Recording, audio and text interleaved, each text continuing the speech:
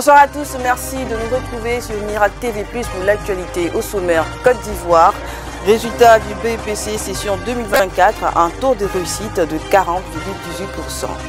Serbie, le projet controversé de mine de lithium de nouveau sur la table. Enfin, sport, athlétisme, le Kenya obtient son ticket au JO de Paris 2024. Bienvenue. Pendant que le baccalauréat 2024 prend le relais pour boucler la boucle des examens scolaires cette semaine, les résultats du brevet d'études du premier cycle BEPC et d'orientation en seconde ont été proclamés aujourd'hui, mardi 18 juin 2024.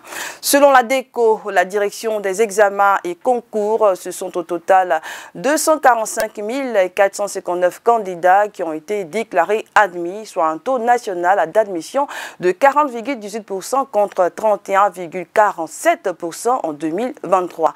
Un taux national de réussite qui connaît un progrès de 8,71 points. Quant aux résultats du baccalauréat, ils seront disponibles lundi 8 juillet 2024. Le président de la 15e conférence des partis à la Convention des Nations Unies, Alain Richard Donwayi, a pris part à la célébration de la Journée mondiale de lutte contre la désertification et la sécheresse hier en Allemagne. Unis pour les terres, notre patrimoine, notre avenir a été le thème retenu pour célébrer cette édition.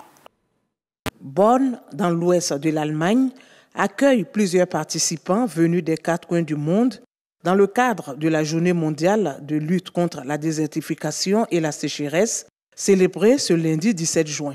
Alain Richard Donwayi, président de la COP 15, y est à l'invitation du ministre de la Coopération économique et du développement de la République fédérale d'Allemagne. À ses côtés, le chargé d'affaires de l'ambassade de Côte d'Ivoire en Allemagne.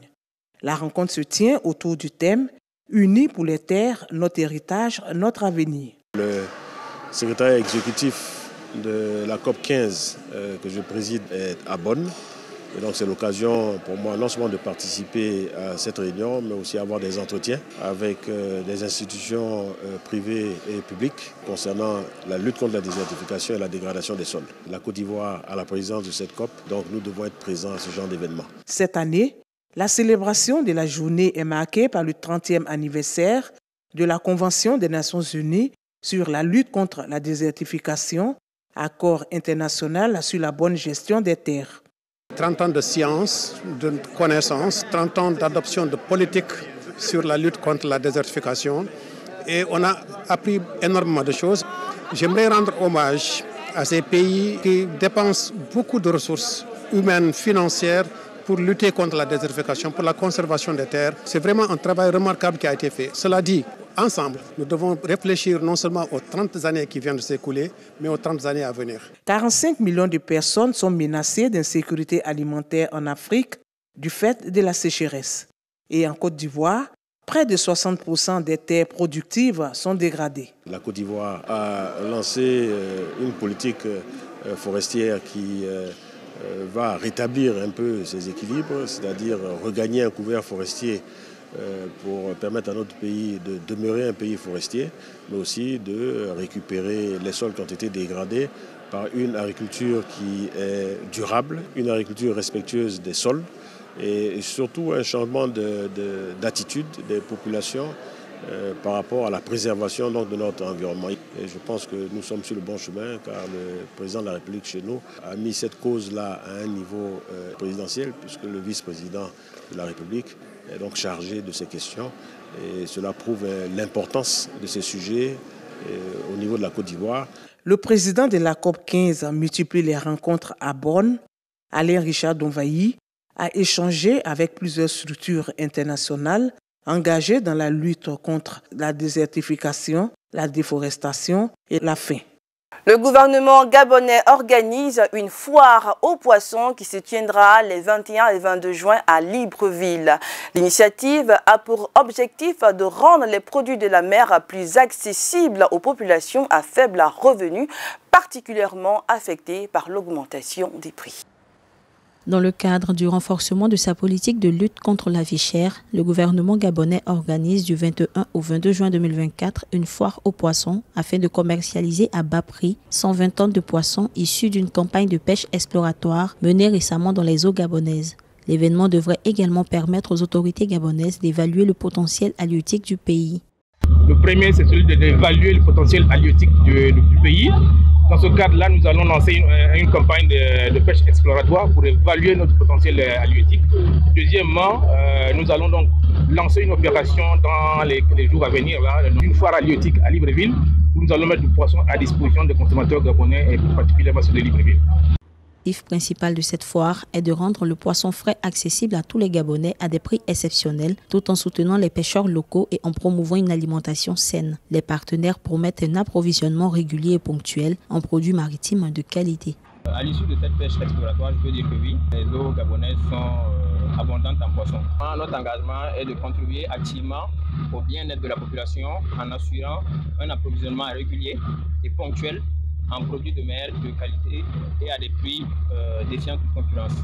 À noter que le secteur de la pêche au Gabon représente environ 1,5% du produit intérieur brut. Malgré d'importantes ressources halieutiques, la pêche reste une activité dont l'impact économique est relativement faible. Le Djibouti a décidé de prendre son destin logistique en main en lançant un système révolutionnaire de gestion de flotte de véhicules baptisé Fleet Management System. Ce projet consistera à fluidifier les échanges commerciaux entre le continent et le reste du monde. Le ministère djiboutien des infrastructures et de l'équipement, en collaboration avec la Djibouti Port Corridor Road et l'Union européenne, a inauguré le jeudi 13 juin un système numérique de gestion de flotte de véhicules baptisé Fleet Management System. Cette initiative vise à améliorer l'efficacité du transport de marchandises entre Djibouti et l'Éthiopie et constitue une étape importante pour le commerce régional. Cette infrastructure devrait donc davantage stimuler le commerce entre les deux États. De lancer aujourd'hui le système de suivi des camions grâce à la technologie d'identification par radiofréquence. Ce système va permettre de suivre instantanément tout le mouvement des camions sur les routes corridors. D'après le ministre djiboutien des infrastructures, le lancement de ce nouveau système s'inscrit dans le cadre d'un partenariat stratégique entre l'Union européenne et la République de Djibouti, visant à soutenir le pays dans la mise en œuvre du projet de corridor de transport Éthiopie-Djibouti. Ce nouveau système devrait également permettre à toutes les parties prenantes de la logistique d'avoir une visibilité sur les mouvements des camions, ce qui permettra d'optimiser les opérations logistiques et de réduire les temps d'attente dans les ports. Ce système est une révolution dans la mesure où elle va permettre à toutes les parties prenantes du secteur de la logistique d'avoir une visibilité sur le mouvement des camions. Par exemple, le propriétaire de marchandises ou de camions pourront suivre les itinéraires de leurs camions tout le long de nos corridors routiers. En 2023, Djibouti a enregistré une reprise économique vigoureuse avec une croissance du PIB de 6,7% stimulée par une activité portuaire accrue, notamment dans le trafic de conteneurs. Nous sommes à présent en Europe où le président serbe Aleksandar Vučić est prêt à donner son feu vert à la construction de la plus grosse mine de lithium en Europe. Rappelons que le projet de la vallée du Zandar en Serbie avait été suspendu en 2022 face à l'opposition des populations locales qui redoutaient les conséquences environnementales. C'était en 2021 à Belgrade. Des manifestants avaient envahi cette autoroute pour protester contre un projet minier. La mobilisation avait poussé le gouvernement serbe à annoncer officiellement la fin du projet en 2022. Mais voilà, 2 ans plus tard, ce projet controversé est de nouveau sur la table, d'après le président serbe. La mine de lithium sera exploitée par le géant minier Rio Tinto, qui, face à la controverse, défend ce projet avec précaution. Objavljivanje ovih nacrta ne znači da se nastavlja sa realizacijom projekta Jadar. Ukoliko dođe do realizacije projekta Jadar, onda bi studije bile podnete u redovnoj proceduri koja je predviđena zakonom i koja podrazumeva javnu raspravu. Les réserves de lithium, découvertes en 2004, sont situées à Jadar, dans l'ouest du pays. Elles seraient les plus importantes d'Europe, mais plusieurs organisations craignent que la région soit dévastée par l'extraction de ce métal qui pourrait avoir un impact sur la qualité de l'eau. Il y a 2 ans, l'Académie serbe des sciences et des arts avait alerté sur les conséquences environnementales. Realizacija projekta Jadar vodila bi masivnoj devastaciji prostora, trajnoj promjeni karaktera predela, degradaciji biodiverziteta, zemljišta, šuma, površinskih i podzemnih voda, raseljavanju domaćeg stanovništva. Ce projet vise à produire 58 000 tonnes de lithium par an, un volume qui permettrait de fournir 17% de la production européenne annuelle de véhicules électriques, selon le président serbe Aleksandar Vučić. Pour le gouvernement, ce projet entraînerait une véritable révolution pour le pays. Ekologiju, odnosno životnu sredinu i ljude. Ja verujem da je to strateška prednost Srbije u rudama i mineralima. I ja verujem da mi moramo da vodimo računa o nacionalnim interesima i interesima našeg naroda, a ne o interesima privatnih kompanija. Selon les autorités, la Serbie pourrait exploiter son gisement de lithium dès 2028.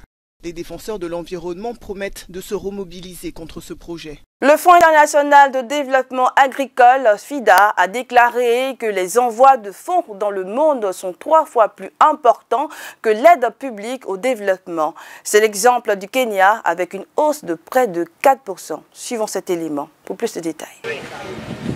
Ces 20 dernières années, les envois de fonds ont été multipliés par 5 pour atteindre 669 milliards de dollars. Mais il reste encore beaucoup à faire pour réduire les coûts de transaction et une meilleure inclusion financière. C'est le message martelé par le Fonds international de développement agricole qui célébrait le 16 juin la journée internationale des envois de fonds à la famille.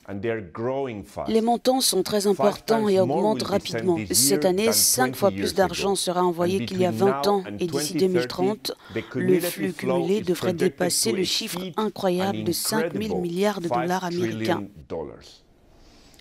Ce sont des sommes énormes et elles représentent une bouée de sauvetage pour des centaines de millions de personnes, dont la moitié vit dans les zones rurales. Ces flux de fonds ont un impact direct sur la vie de plus d'1 milliard de personnes. C'est le cas par exemple au Kenya où ces envois de fonds ont considérablement augmenté, atteignant le chiffre record de plus de 4 milliards de dollars en 2023, ce qui représente une croissance de 4%. Je suis heureux que le FIDA aborde cette question, notamment celle de l'accès dans nos zones rurales. Le coût des transferts d'argent vers le Kenya est en moyenne, comme nous l'a indiqué la Banque centrale du Kenya, d'un peu plus de 6%, ce qui est nettement supérieur à l'objectif idéal de 3% fixé par les ODD. C'est encore considérablement élevé et je suis heureux que la Banque centrale travaille vraiment dans ce sens. Si les envois de fonds individuels peuvent être relativement modestes de 200 à 300 dollars par mois en moyenne, collectivement, ils sont 3 fois plus importants que l'aide publique au développement officiel dans le monde, selon le FIDA. Un mot de sport dans cette édition, les sélections kenyanes pour les prochains Jeux olympiques 2024 de Paris ont donné lieu à des performances très spectaculaires à Nairobi. Les athlètes Emmanuel Wanyoni, Faith Kimpingu et Marie Moroa ont tous décroché leur billet pour Paris. Le jeune Kenyan Emmanuel Wanyoni devient le 3e homme le plus rapide de l'histoire du 800 mètres. À 19 ans, l'athlète médaillé d'argent des championnats du monde 2023 a couru le 800 mètres en 1 minute et 41 secondes samedi lors des essais olympiques d'athlétisme kényan. Il se qualifie ainsi pour les Jeux olympiques de Paris. Je vais me préparer correctement pour le mois qui reste. Je vais travailler ma vitesse et à Paris, nous allons vraiment courir.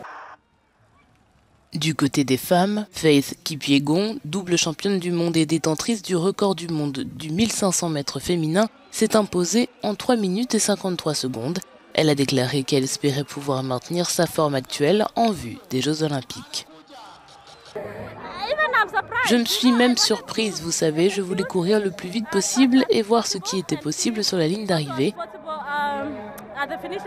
Les gens pensent qu'on ne peut pas courir vite à haute altitude, mais je voulais voir si je pouvais courir vite ou si les conditions météorologiques allaient m'affecter de quelque manière que ce soit. Je remercie Dieu que cela n'ait pas été le cas.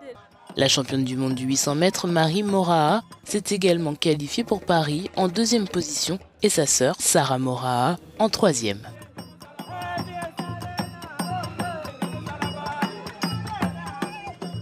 C'est sur cette information sport que se referme cette édition de l'information. J'ai pris un réel plaisir à vous la présenter.